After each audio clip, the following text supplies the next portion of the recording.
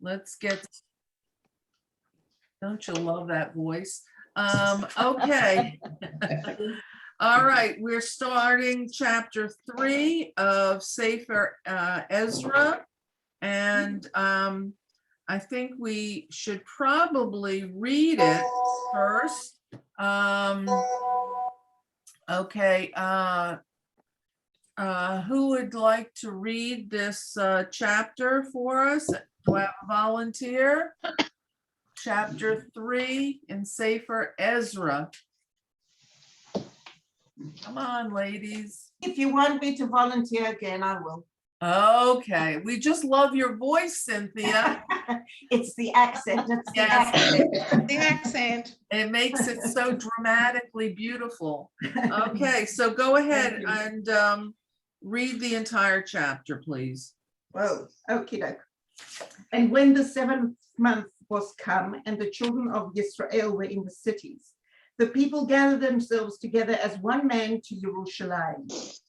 Then stood up Yeshua, son of Yotzadak, and his brethren, the priests, and Zerubbabel, the son of Shealtiel, and his brethren. And they built the altar of the God of Israel to offer burnt offerings upon it, as it is written in the Torah of Moshe, the man of God. And they set up the altar upon its bases, for fear was upon them because of the people of those countries. And they offered burnt offerings upon it to the Lord, burnt offerings morning and evening. And they kept the feast of the booths, as it is written, and offered the daily burnt offerings by number, according to the prescribed form, as the duty of every day required. And afterwards, somebody's got their thing on, a Rose, I think. Can you mute yourself, Rose, please? And afterwards, they offered the continual burnt offering, both of the new moons and all the sacred appointed seasons of the Lord, and on behalf of everyone who willingly offered a free will offering to the Lord. From the first day of the 7th month, they began to offer burnt offerings to the Lord, but the foundation of the temple of the Lord was not yet laid. They gave money also to the masons and to the carpenters, and food and drink and oil to those of Sidon and of Tzor, to bring cedar trees from the Lebanon to the Sea of Yaffo, according to the grant that they had from Koresh, king of Paras. Now in the 2nd year of their coming to the house of God of Jerusalem, in the 2nd month, began Zerubbabel, the son of Shealtiel, and Yeshua, the son of Yotzadak, and the remnant of their brethren, the priests and the Levites, and all who were come out of the captivity of Jerusalem, and appointed the Levites from 20 years old and upwards to superintend the work of the house of the Lord. Then stood Yeshua with his sons and his brethren, Kadmiel and his sons, the son of Yehuda, together to superintend the workmen in the house of God. The sons of Henadad, with their sons and the brethren, the Levites. And when the builders laid the foundation of the temple of the Lord, they set the priests in their apparel with trumpets, and the Levites, the son of Asaph, with cymbals, to praise the Lord according to the form prescribed by David, king of Israel. And they sang responsively in praising and giving thanks to the Lord, because he is good, for his steadfast love endures forever towards Israel. And all the people shouted with a great shout when they praised the Lord, because the foundations of the house of the Lord was laid. But many of the priests and Levites and the chiefs of the fathers' houses, old men who had seen the first house, when the foundation of this house was laid before their eyes, wept with a loud voice. Many shouted aloud for joy, so that the people could not distinguish the sound of the shout of joy from the sound of the weeping of the people. For the people shouted with a loud shout, and the sound was heard afar off. Okay, thank you very much. Can anybody give us some idea of what they hear is happening here? This is, before we start, this is a very interesting chapter. It's like a transition chapter from the exile to getting to Eretz Yisrael, to starting a new life. And let's think about what these people had to endure to get to where we are reading now. They are trying now to rebuild the Mizbeach and the Beit HaMikdash. They're coming back to a land that once was theirs, and for 70 years, and during their absence, others have taken over. It is no longer a land where they are the majority of the people. They are actually coming, and not all of them, remember, not all of them are totally educated in the laws of Torah. They don't all know what they're even doing. They're not even sure what their purpose there is. They came back, but it's going to take some time here. And this is a big transition from being a captive in a foreign land to coming home again. And so consequently, while this chapter may seem kind of bland in some ways, it's got some very powerful things going on here. So if you had just arrived in Eretz Yisrael, how did you feel when you came here? And you came in very different circumstances. You don't feel so much at home yet. Things are different than from where you came. Things are harder for many people because there's a whole new culture, a whole new avirah, an atmosphere of what's happening. And so sometimes, and you have to establish yourself. Don't forget, these people had to come back.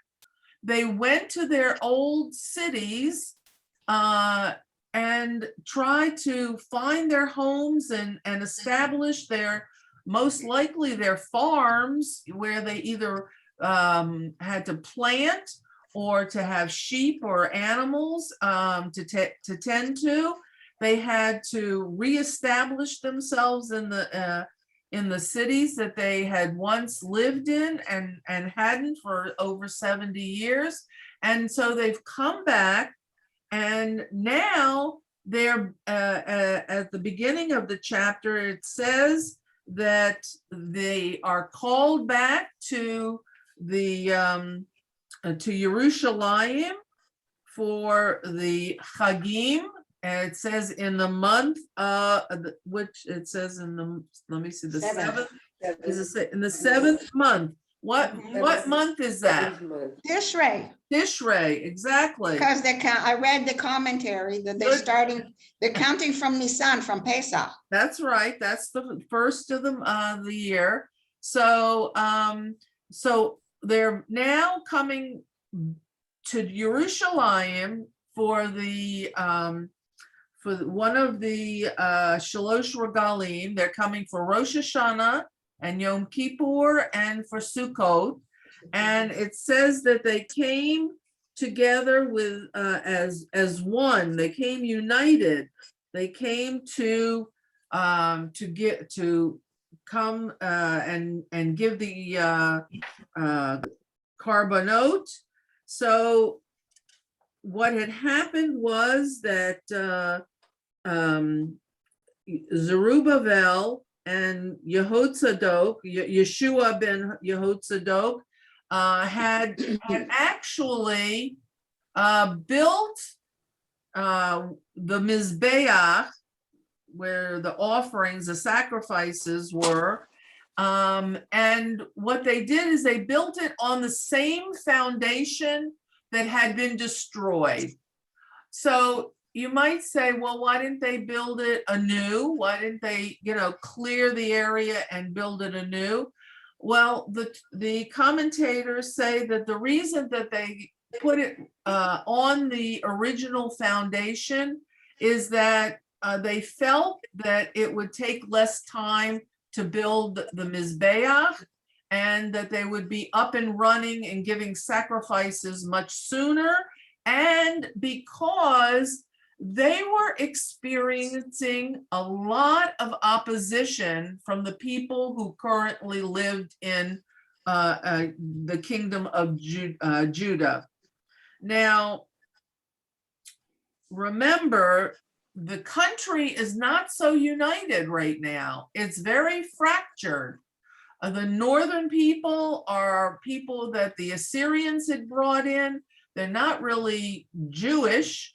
The southern kingdom, the kingdom of Judah, had been exiled, and some of the people had left and run away and gone to Egypt so that they wouldn't be captured. They stayed there for a while, then they came back. They weren't practicing Torah Judaism. And so a lot of opposition to the building of the temple is being experienced. So Rhonda, excuse yes. me, can I interrupt you, because this is like history repeating itself. I don't know when everyone else made Aliyah, but I recall at the end of the 60s when I made Aliyah, there was a whole lot of hitnagdut of local Israelis against Olim, especially those coming from English-speaking countries. Right. And there was a lot of animosity and jealousy, and this was in the media as well as in the street. They weren't so welcoming of English speakers as they are today at the time. So what you're saying now really makes sense. Those who had struggled in the early years of the states thought all these people are coming, you know, on Aliyah, and they're all rich because they speak English. Right. So you're right. I mean, after the 6 Day War, when we recaptured Jerusalem, what is the first thing Moshe Dayan does? He Goes to the kotel. He gives away the kotel. He gives it away. He thought that would he didn't care about it. He gives it away. He not on the kotel, Har HaBayit. Har HaBayit, he gives away. Because he thought it would make the Waqf treat us better. Yeah, well, you know, and we still haven't learned. So the joke is that Israelis love Aliyah. It's the Olim they can't stand. So, so I don't. Maybe nothing has changed. Maybe the mentality is the same here. We see that in actuality, the people who came back think that we call it the second temple building, the Beit HaMikdash, the second Beit HaMikdash. But in reality, these people thought that they were actually rebuilding the first Beit HaMikdash. And so in their minds, what they are thinking they're going to do is to replicate everything that was, so that it would be exactly like they quote unquote knew it. So they're having a lot of difficulty here because don't forget, they have been sent by a king of Persia who wants the Beit HaMikdash built. He's helping to finance it, and he wants it built because he feels that this is going to strengthen his empire, because the God of Israel has spoken to him and caused him to be the ruler of the largest known empire of the world at that time. So he has a vested interest. The Jews who are currently there don't have a vested interest. The people who have come from other countries and settled in the area have no interest. And yet here is Har HaBayit sitting there in ruins. And what do they have to do? Their mission, based on Koresh, on Cyrus the Great, is to rebuild. I don't know if any of you saw the movie Field of Dreams. Yes. And the guy is walking through the cornfields, and he hears this voice. And what does the voice say? If you build it, they will come. he will come. If you build it, they will come. So, and he wants, you know, he can't figure out who's whispering this in his ears. Well, this is basically the same kind of thing. If they build it, the people of Israel will come. And- Rhonda, yes. Rhonda, David Ben-Gurion used those same words with the ladies from America when he brought them out to that vacant spot of land at Ain Kerem. And he said, and they said, look where you're bringing us. Yeah. And he said, if you build it, they will come. So Mhm. those words are used many times. Yes, it's used in this book of Ezra as well, and in Okay. and in the prophets. So that's where the Rhonda, can I ask you another question? sure. Maybe everybody knows the answer, but I don't. Was the second temple built to match the first? Or Okay, so I'm gonna talk about that right now. Okay, so Okay. here we go. Zerubbabel, here he's the governor. He's been sent by Cyrus, and Yehoshua ben Hatzadok. They actually do the building of the Mizbeach, I'm sure with other workers, and they want to get it up quickly. So they don't wait to start making sacrifices until the Beit HaMikdash is finished, the sanctuary is finished. They start immediately and they call the people in the 7th month, and they say to them, come to Yerushalayim for the Shalosh Regalim, for Sukkot, for Yom Kippur, Rosh Hashanah, and we will make sacrifices on the Mizbeach and dedicate it to Hashem, and do the sacrifices according to the Torah and that was taught by Moshe Rabbeinu, the man of God. That's how they establish that they are going to be up and running.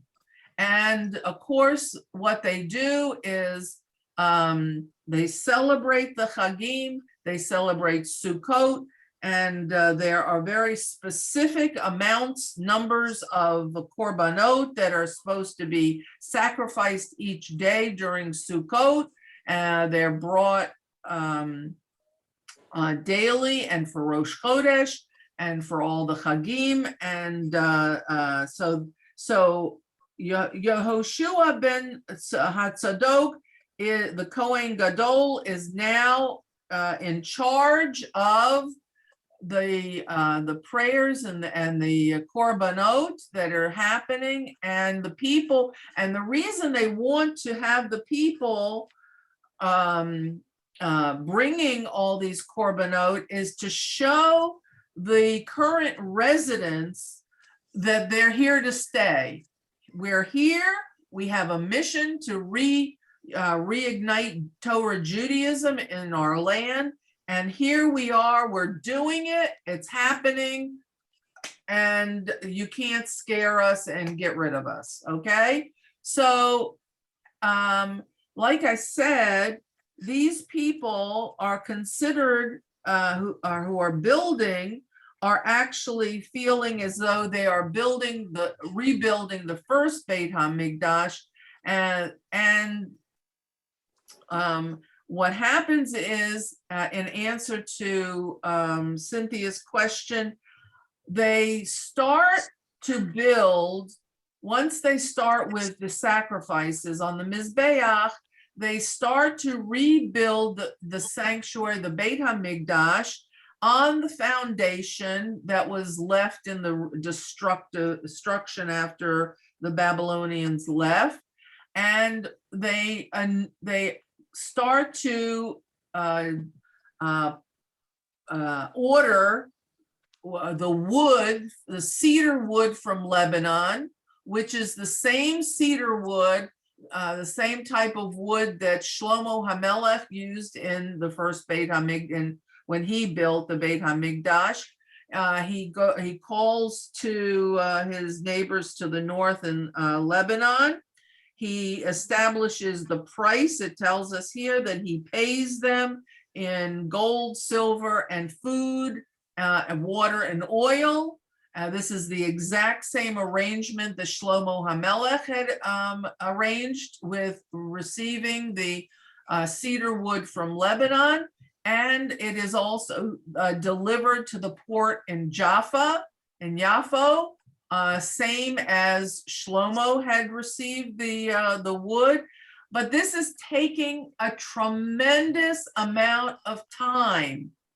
It is going to take years to rebuild according to the plans that Shlomo HaMelech used.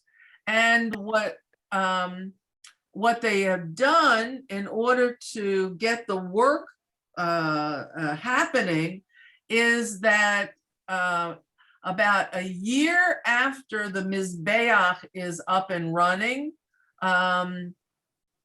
Zerubbabel sets up an organized team of workers. He says to the Levium to set up a building committee and to run the construction of the Beit HaMikdash.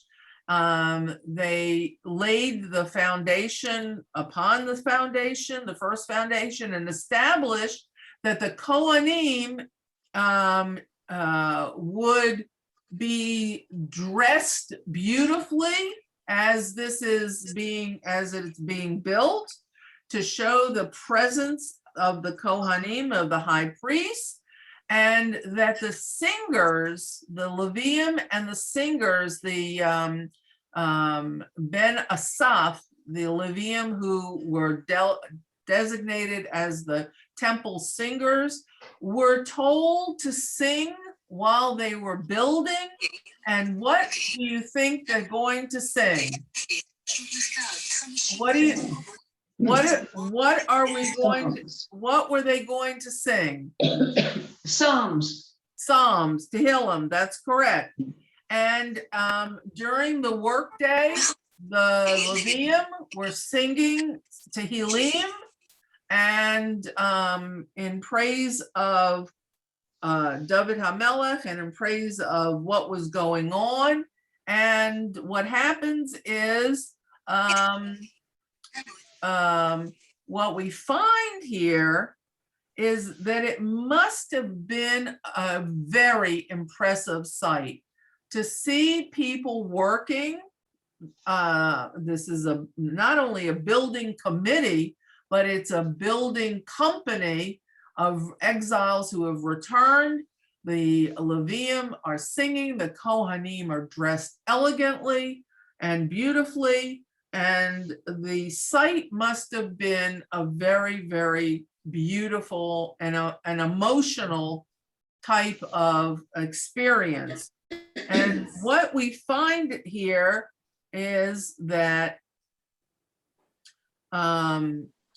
there were two groups of people who are watching this all happen. And one group of people who had seen the original Beit HaMikdash, they make such a loud noise of crying. They start to cry. They're so disappointed. They knew the majesty, they knew the grandeur, they knew the amazingness, that's all I can say, the word, of the first Beit HaMikdash.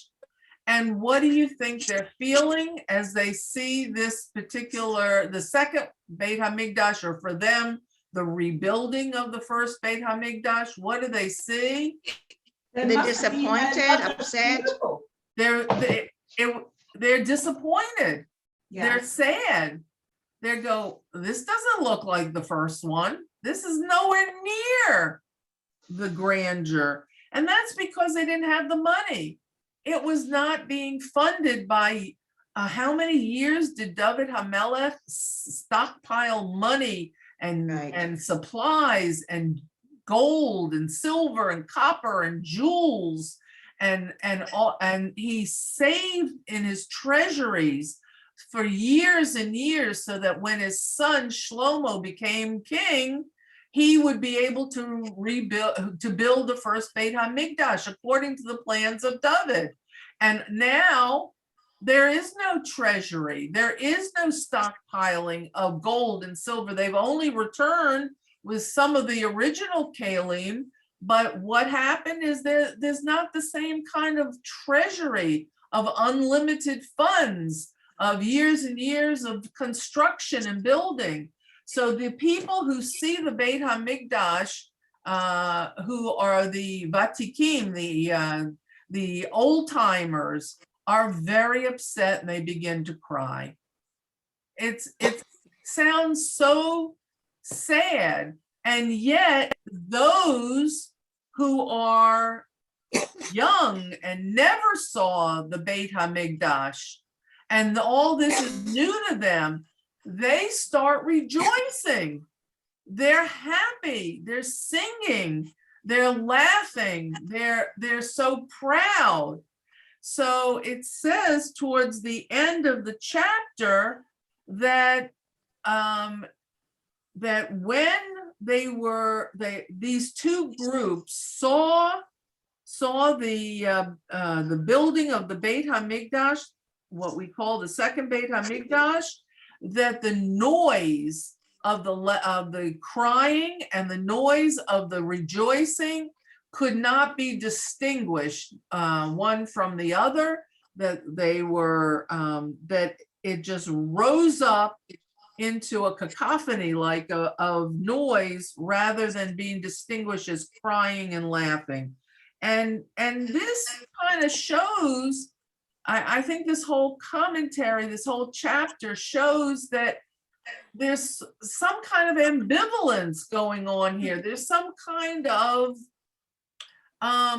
real deep concerns among the people of what they're actually doing and why they're doing it. And Shouldn't the people be crying because tears of joy? no, they were so sad. They were very sad. They Rhonda, yes. Rhonda, how do you know there were tears of sadness? Well, it says it in I- the, it says. Well, I've just reread it, and Okay. it's sort of like, it strikes me as being bittersweet. That's what I It's thought. right here. There were two different feelings. Now, the thing is, I'm trying to understand the people who stayed here and didn't go to Babylon. They had been for 70 years. They had been under the rule of foreigners, Babylon, the Persians, and then all of a sudden, the Jews, the strength had come back, and they were going to rebuild the temple, and I think it's very emotional for them. That's what I thought. I thought they were crying tears of joy. Not really. Here it says in the last pasuk. It says in the last pasuk in chapter 3, pasuk 13, the people could not discern the sound of the joyful shouting because of the clamor of the people's weeping, for the people raised a great shout, but the clamor was heard from afar. Now the Mefarshim, if you look in the commentary, it talks about grief and joy. Now, perhaps some of the crying was crying of joy, but I think most of it was disappointment. It talks about the shouts of joy, those who had not seen the Beit HaMikdash before, and the shouts, the cries of sorrow. This is what the Mefarshim say, that it was they witnessed. They were witnessing. They'd only done the foundation so far, haven't they? They haven't actually built the building. Well, they were getting there. I mean, they were moving ahead, but the whole building had not been finished yet. They No, didn't, my feeling is that of the people there, yes. all of a sudden the people have returned to the land and they're building the temple anew. I would cry tears of joy. I mean, oh my goodness, we couldn't do it, but thank God our brethren are back and they doing it. To Well, me, you would it's a- you would think, you would think, yeah. the people who had been left behind had no incentive, Or no, wherewithal. they didn't Okay, have the that's means to understandable. do it, and they didn't, and don't forget, they were just a small section of the Persian Empire, and they didn't have permission to do it. Well, now they do, and all the more reason to be joyful. Well, you would think, but Yeah. I That's don't why know. I'm- I don't know how many of you have ever been on a shul, a synagogue building committee, but I'll tell you, it is not all joyful singing. I can tell you that from many different experiences that I've had. It is not all fun and games, believe me. It's very challenging, and I'm sure, you know, people who saw that it was not a remake of Shlomo's temple were very sad. Now, the interesting thing here is that during this time, there are 3 prophets. Like during the Second Temple period, there are 3 prophets: Haggai, Zechariah, and Malachi. Malachi is the last prophet, and these 3 prophets are called the latter prophets. Now, Haggai, What was the third one? Haggai, Zechariah, The and third. Malachi. Malachi. The prophet Haggai, Thank you. the prophecies that he shared with the people are included in a book. He's got a 2-chapter book.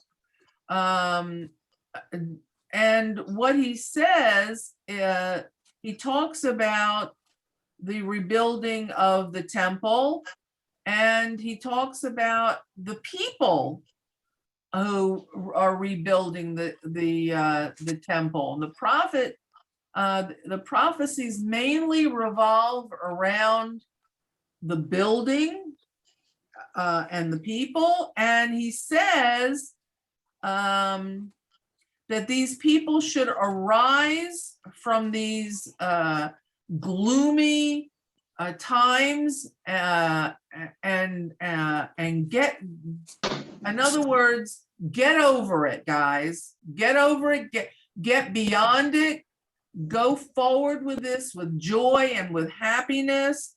And he has quite a bit to say about the lack of motivation that the people are experiencing to rebuild the temple, the people who are there.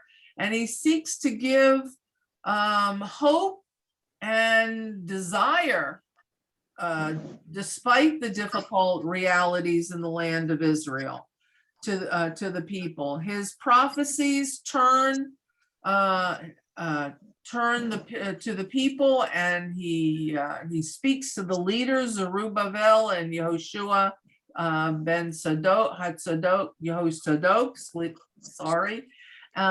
who have been sent by the Persian Empire for the rebuilding, and he gives the people encouragement. So what I want to do now is I want us to read the first chapter of Haggai to see exactly what he says. Now, don't forget that what happens is we're going to be reading about who the king was, and it's no longer, according to Haggai, it's no longer Cyrus. Apparently, this has taken a long time, and Cyrus is no longer king, and we're now at King Darius. I don't know if you remember that name, Darius. It is not. Esther's son? No, it is not Esther's son. It's the first Darius. And so I'm going to share with you the, let's see if we can do this again. Okay, we're gonna share this and so we can read this together. Do you see it on your screen? No. No. No, Yes, no, Yes. Ah, there. you see it? It says Haggai, yeah. Yes. Yeah, chapter 1. yes. Okay, Avis, would you like to read? Can you read that for us? Yes, in the second year of King Darius, in the 6th month, on the first day of the month, the word of the Lord came to Haggai, the prophet, to Zerubbabel, son of Shealtiel, governor of Judah, and to Joshua, son of Jehozadak, Sadak.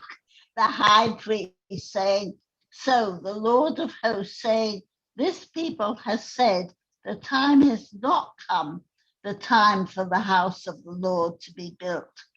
And the word of the Lord came through Haggai the prophet, saying, is it an appropriate time for you yourselves to sit in your sealed houses when this house is in ruins?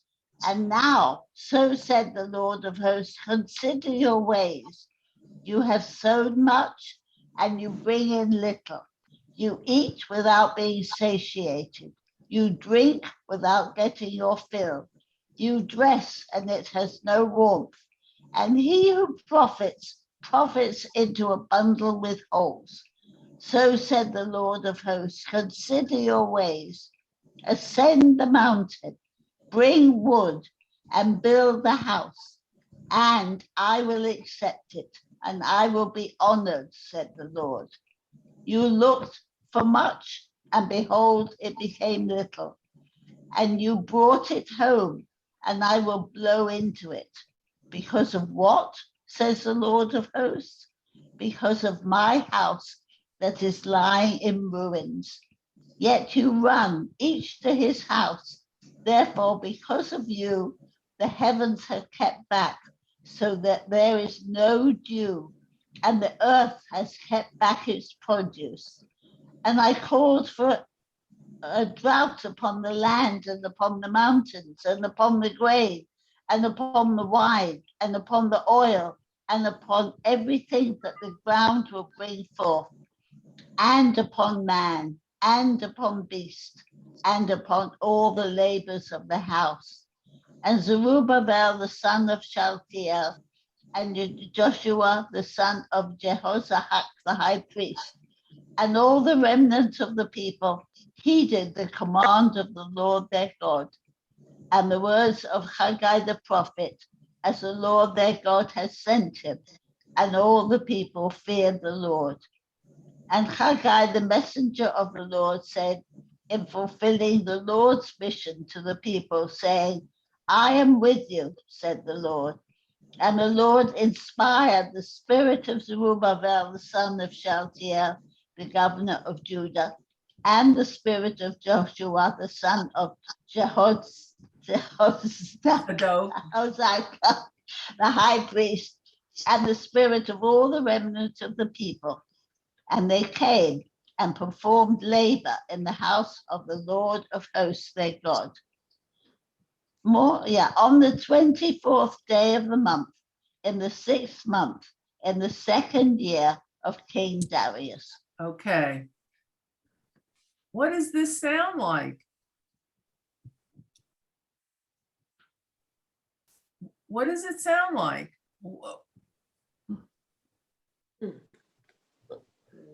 Sounds like the beginning of the curses.